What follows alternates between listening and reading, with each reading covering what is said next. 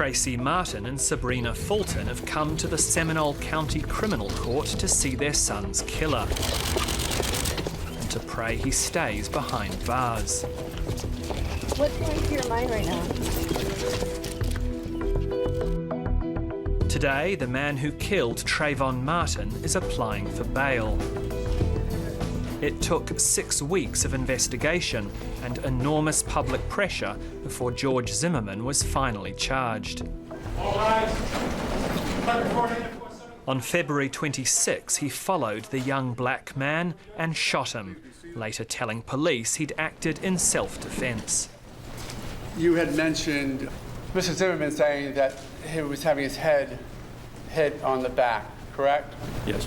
He mentioned that his head was being physically bashed against the concrete sidewalk and that this was just prior to him firing the shot. No, thank you, Your Honor. Thanks to Florida's Stand Your Ground law, that claim could give him immunity from prosecution and make police liable for a wrongful arrest.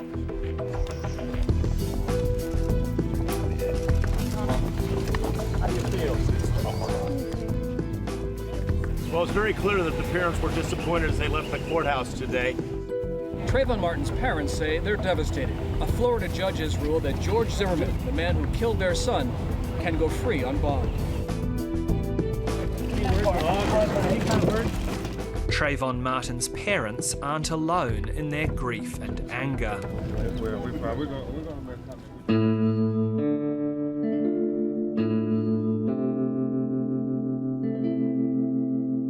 Many families believe Stand Your Ground laws let people get away with murder. It just reminds me of the old Western movies. I feel like we're back in the Wild Wild West where we all should strap on our belts and get our guns and our harnesses and just walk around. That's the way it seems like it's going, and that's just pathetic. This picture here is very special because this is when they were first brought into life. My beautiful boy twins. This is Brandon. He was a little bit bigger than Chris. Bonnie Baker's son Brandon isn't a household name like Trayvon Martin, but he was shot and killed just 9 days after Trayvon. This captures his true spirit because he was so happy and sweet and loving. And the police didn't arrest his shooter either. Did anyone ask the police what had happened to this guy and why he hadn't been charged, or? They called it the Stand Your Ground. It was for the Stand Your Ground law in Florida. This is ABC Action News. We're also following the latest developments in another Stand Your Ground case, this one in Pinellas County, where so far no charges have been filed either. The sheriff's office says Baker and his twin brother were coming home from a party one night in early March in separate cars. 23-year-old security guard Seth Browning started following Baker. He later claimed he thought Baker was driving suspiciously. Brandon's sister Brandy takes me out to the scene of the shooting in her brother's ute. The guy was tailgating and followed him, but he definitely turned here into his neighborhood, so see the group. Brandon's pursuer followed him almost to his home. Brandon's brother and girlfriend were behind in another car. We're gonna pull right into where Brandon stopped. Brandy thinks her brother pulled over so his pursuer could drive away, but he didn't. Brandon got out and confronted him, which... By that time, Brandon's brother had also arrived on the scene. This is where Brandon died. And Chris ran to Brandon's aid, and by this time, all he sees is a hose of pepper spray being sprayed in his brother's face. Seth Browning, a security guard who'd served in the army in Afghanistan, told police he used the pepper spray because Brandon was aggressive. He said Brandon then punched him through his car window, so he drew his gun. Brandon had turned towards Chris and raised his arms, and when he did that, the killer shot him in the heart under his arm and died, and he fell back, and Chris me softly into the grass. Let's just say that the story that Seth Browning's told is true. Let's just say Brandon was angry and Brandon tried to punch him. If that story was true, do you think he would have been justified in doing what he did? Absolutely not. No way. Brandon was unarmed. The pepper spray would have been enough.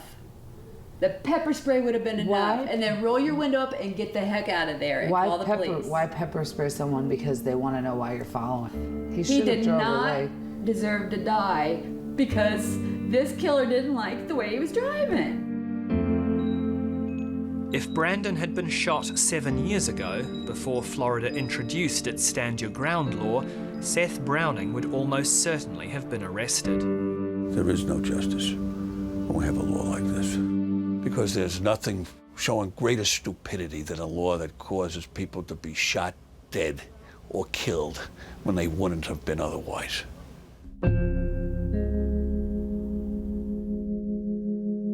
Homicide prosecutor Brian Kavanagh says Stand Your Ground is a recipe for escalating conflict.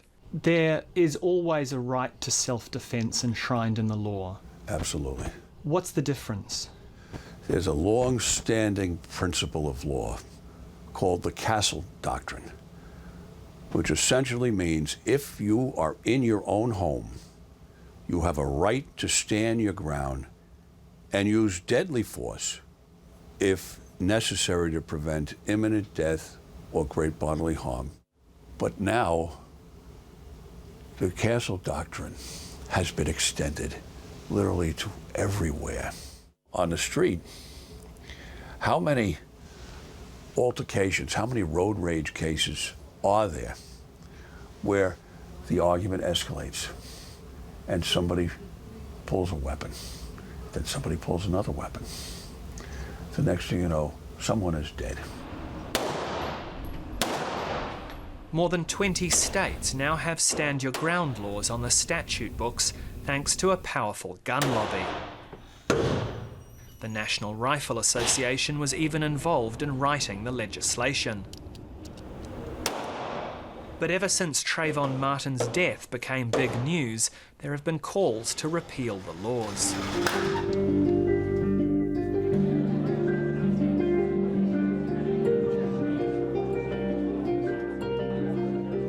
State legislator Dennis Baxley sponsored Florida's Stand Your Ground law, and he's been invited to debate it at this forum in Orlando. Thanks for all your work on this. I know it's a lot. Listening closely in the audience, George Zimmerman's defence attorney, Mark O'Mara. Nothing in this statute authorizes you to pursue, provoke, confront other people. This is a law for law-abiding citizens who are doing nothing wrong, and they become the victim of violence. And the presumption should be on their side. Legal academic Elizabeth Megale disagrees. Can I respond to that very briefly? The problem is that it does go beyond protecting just those law-abiding citizens who are trying to protect themselves. It protects the person that is pursuing. It protects the person who is confronting. It protects the person who's chasing someone 4 blocks away and shoots them or stabs them in the back. Do you see reason for modification of the law to kind of carve out those types of unintended consequences? No. You know, it's easy to sit around for 2 or 3 hours and discuss what we think someone could have done or should have done or would have done. But in fact, the victim of violent attack has seconds to decide, do they want to be a victim or not? We need to stand beside them and let them make that judgment.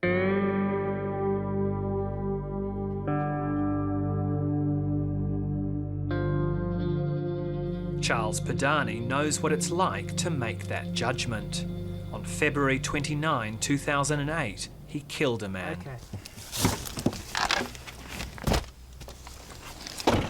I have to carry this everywhere I go.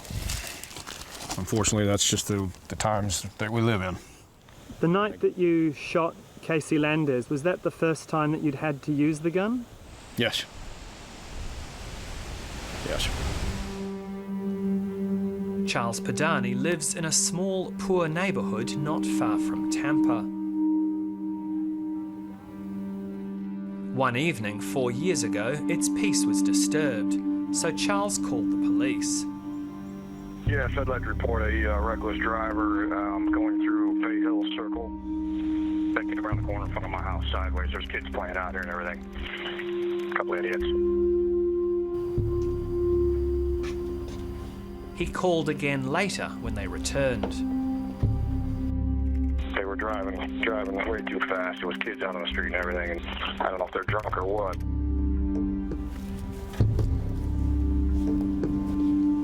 Charles is a motorcycle enthusiast. He loves speed and he's not afraid of taking risks. But he's also cautious. When he went out later that night to look for the driver, he took his gun. I decided to go out and try and get a tag number from the vehicle. He says he had a polite conversation with the owner of the vehicle, who apologised. But as he was leaving, someone else at the house decided to confront him. There was a young man out there ripping his shirt off and asked him if he wanted to, if I wanted a piece of him. And I guess the mistake I made was turning my back on him because he sucker punched me from behind. And it instantly put me down on the ground, and I believe I was out for several seconds. Could you have run away after he'd struck the first blow? He didn't give me a chance. He didn't give me a chance. And I was on my knees and starting to get up, and he grabbed me immediately. I drew my gun. He was coming down on me again, which was pretty foolish, but I had the gun loaded by that time, and that's when I took a shot, when he was coming at me again, because basically I'm defenseless. I'm on my back now, and that ended it right there, unfortunately. But fortunately for me. Charles Padani shot and killed 21-year-old Casey Landez.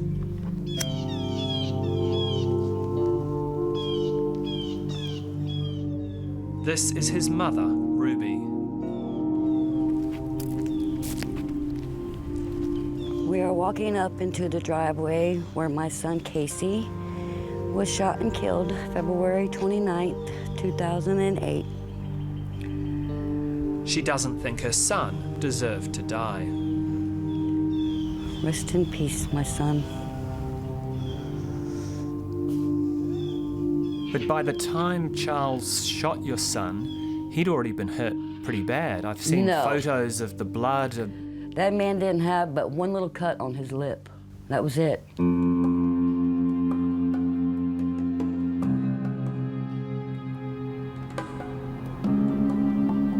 After the shooting, police held Charles Padani for 7 hours while they tried to work out whether to charge him. Oh, company.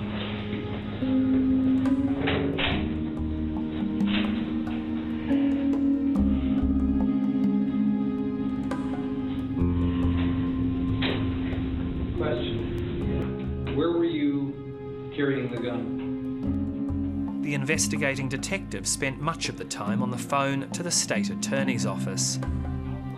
Before Stand Your Ground became law, Charles would have had to prove he acted in self-defence. Now the onus was on police and prosecutors to prove he didn't. At that point, I don't think I believed that the law was going to help me at all. You know, that I was probably going to go to trial, go to jail. Charles Padani was charged with manslaughter. Under Stand Your Ground, it was up to a judge, not a jury, to decide whether he was immune from prosecution. The judge apologised to Casey Landers' family, saying the law required him to dismiss the charge. And I don't see how it could be stand your ground when someone literally puts a gun to someone's cheek and pulls the trigger. Why not fire off a warning shot or something like that, you know, or say, hey, I got a gun. Ultimately, do you feel that the law worked the way it should? Do you feel that justice was done and that your actions were vindicated? Yes. Yes. If it hadn't been for the law, I probably would have gone through a lengthy trial, could have been convicted. Do you think he should have just taken a beating if he needed to? Yeah. Yes, I do. I honestly do. I'd like to thank all of you for coming out here today. Brandon was a good guy. I hope that you all will at least go and sign his petition to bring justice about. This is Kevin, the father of Brandon Baker, who was killed by a man who didn't like his driving. 6787, up front, right here, you're a winner. Today, the family is holding a benefit concert to help pay for Brandon's funeral.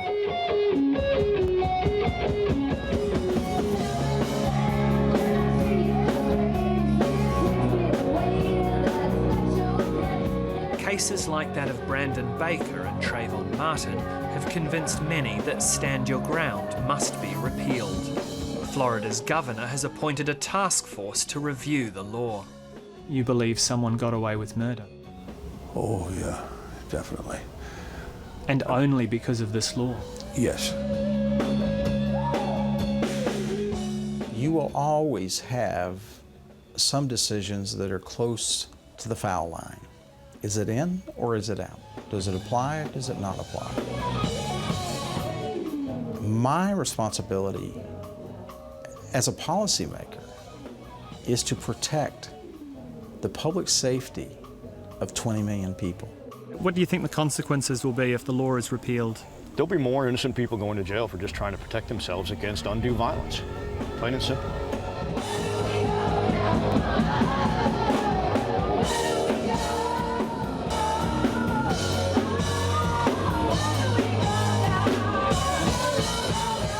Two months after Brandon Baker's death, police and prosecutors say they're still considering whether or not to lay charges against his killer.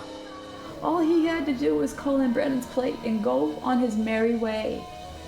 But he took it upon himself to be the policeman, the judge, and the executioner.